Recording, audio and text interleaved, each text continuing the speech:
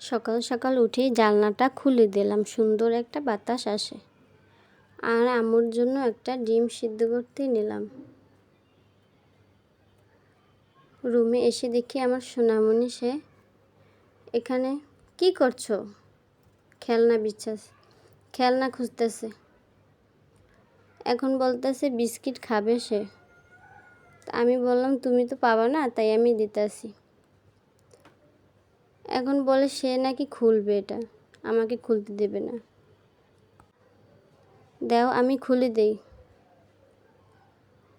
2টা বিস্কিট দিলাম হাতে, এখন বলে সে খাবে না।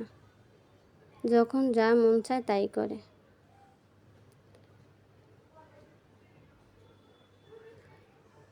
মশারিটা খুলে নিলাম। মশারি না টানলে অনেক মশা হয়। এখানে হাত মুখটাও ধুয়ে নিলাম।